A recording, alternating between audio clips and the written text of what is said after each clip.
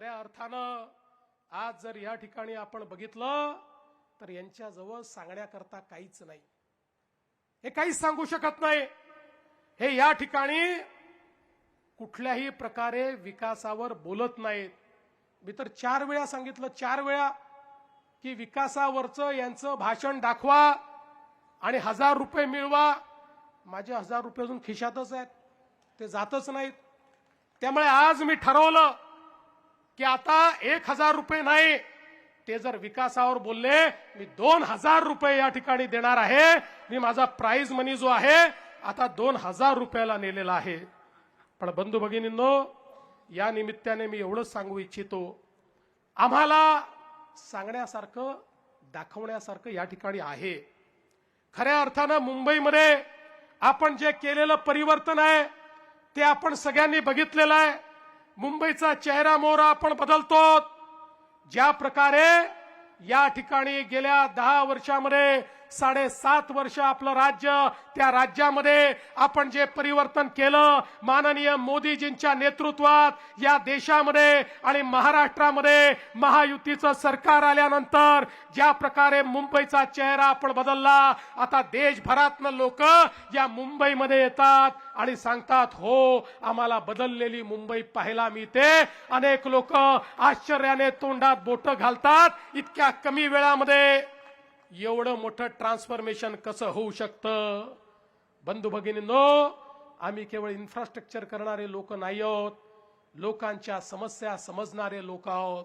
आपल्याला कल्पना आहे या दहिसरमध्ये आपल्या एअरपोर्ट अथॉरिटीच्या रडारचा प्रश्न होता. आमच्या ताई सातत्याने त्या ठिकाणी मनीषा ताई तो प्रश्न मांडत होत्या. आपले सगळे आमदार त्या संदर्भात आवाज उचलत होते. आज हा प्रश्न त्या ठिकाणी सोडवण्याचं काम आपल्या सरकारने केलं आणि आता या सगळ्या भागामध्ये मोठ्या प्रमाणात आपल्या सामान्य माणसाला मोफत घरं देण्याचा प्रश्न आपण त्या ठिकाणी मार्गी लावला. अनेक प्रश्न आपण मार्गी लावतो. सीओडीचा प्रश्न आहे, आमचे प्रयत्न चालले आहेत. मला विश्वास आहे माननीय देशाचे जे काही आमचे डिफेन्स मिनिस्टर साहेब आहेत त्यांच्यापर्यंत आम्ही पोहोचलो आणि मी तुम्हाला सांगतो लवकरच सीओडीचा प्रश्न देखील आम्हीच या ठिकाणी सोडून दाखवू. ओसी नसलेल्या इमारतींना पाणीपट्टी दुप्पट लागायची, ते आपण रद्द केलं. आज एसआरएच्या माध्यमातून मोठ्या प्रमाणात पुनर्विकासाचे प्रकल्प हातामध्ये घेतले. या ठिकाणी अनामत रक्कम ही बिल्डर 40,000 रुपये ठेवायचा, ती 1 लाख रुपये आपण केली. त्या ठिकाणी आमच्या झोपडपट्टीतल्या लोकांना त्यांचे किरायाचे पैसे ऍडव्हान्स मध्ये मिळाले पाहिजे याकरता व्यवस्था उभी केली. लोक जे बाहेर आहेत ते आपल्या घरामध्ये आले पाहिजे याकरता जे काम न करणारे विकासक होते त्यांना रद्द केलं आणि काम करणारे विकासक हे त्यांच्या जागी आणले. कारण आम्हाला कागदावरच्या योजना नको आहेत. एसआरएच्या माध्यमातून या ठिकाणी झोपडपट्टीत राहणाऱ्या प्रत्येक व्यक्तीला त्याचं हक्काचं मालकीचं घर आम्हाला द्यायचं आहे. आणि मी तुम्हाला सांगतो, पूर्वी ज्यावेळी झोपडपट्टी मुक्त मुंबईचा विचार केला जायचा त्यावेळी झोपडपट्टीवाल्यांना इकडून काढून कुठेतरी टाकून द्यायचं अशा पद्धतीची संकल्पना होती. होय, आम्ही झोपडपट्टी मुक्त मुंबई करून दाखवू, पण त्या झोपडपट्टीत बसलेल्या गरीबाला त्याचं हक्काचं घर हे आम्ही त्या ठिकाणी दिल्याशिवाय थांबणार नाही. हा आमचा संकल्प आहे. आणि आज मला दिसतंय पुढच्या 7 वर्षांमध्ये एक आम्ही रोडमॅप तयार केलाय. पुढच्या 7 वर्षात या मुंबईला झोपडपट्टी मुक्त करून मुंबईतल्या प्रत्येक व्यक्तीला आपलं स्वतःचं घर हे देण्याचं काम या ठिकाणी आपल्या सरकारच्या माध्यमातून आपण करणार आहोत. आज पुनर्विकसित प्रकल्पांना आपण सौर ऊर्जा सक्तीची केली, त्यामुळे लिफ्ट आणि मेंटेनन्सचा विजेचा खर्च हा मोठ्या प्रमाणात कमी झालेला आहे. मुंबईकरांचा घरांचा प्रश्न आपण सोडवतो आहोत आणि त्यासोबत या मुंबईला डिकंजेस्ट करण्याचा प्रयत्न आपण करतो. मुंबईमध्ये जो सामान्य माणूस आहे त्या सामान्य माणसाचं अर्ध आयुष्य हे रस्त्यावर जातं. हे ट्रेन मध्ये जातं, ते लोकल मध्ये जातं, ते बस मध्ये जातं, ते ऑटो मध्ये जातं, ते त्या ठिकाणी एखाद्या टॅक्सी मध्ये जातं.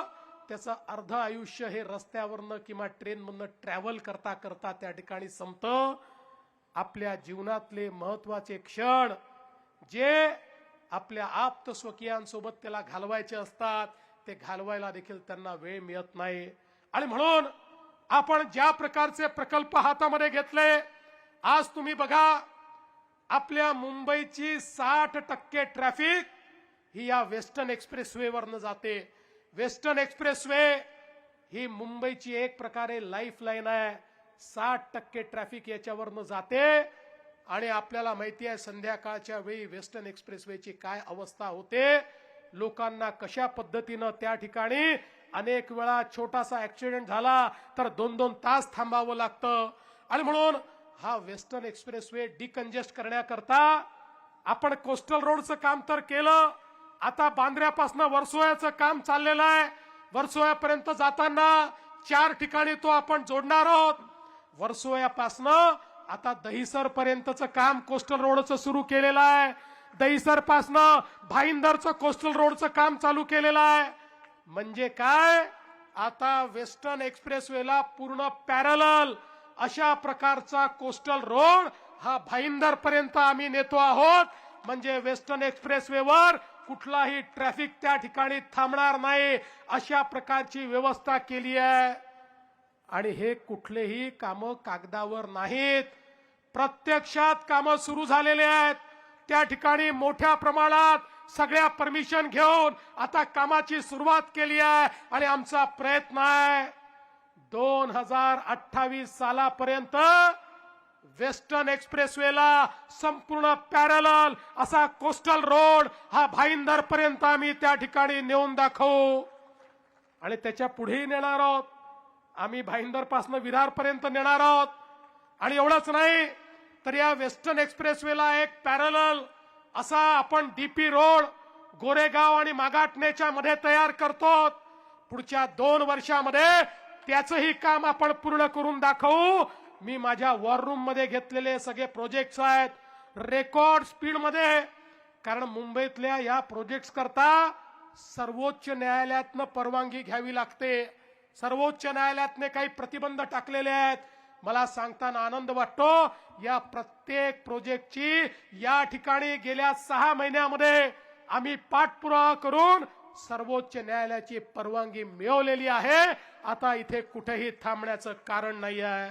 आपल्याला माहिती आहे बोरीवली ठाणे बोगदा आपण तयार करतो.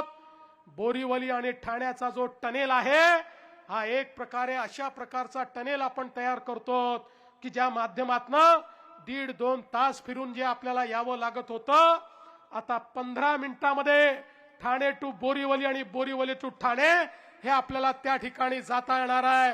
अशा पद्धतीनं हे काम देखील आपण या ठिकाणी करतो. जोगेश्वरी टर्मिनसचं काम असेल किंवा या ठिकाणी बोरीवली, कांदिवली आणि मालाड अमृत भारत स्थानकांच्या अंतर्गत त्याही ठिकाणी काम चाललेलं आहे. बंधू भगिनींनो, मोदीजींनी तर या ठिकाणी आपल्याला अशा प्रकारचा एक उपहार दिलेला आहे. आपल्या सबर्बन रेल्वे करता, आपल्या लोकल ट्रेन करता स्टेशन सुंदर होत आहेत. स्टेशनवर त्या ठिकाणी एस्केलेटर्स लागले आहेत, स्टेशन्सवर व्यवस्था झाल्या आहेत. आता आपल्या ट्रेनचे डबेही वाढतायत.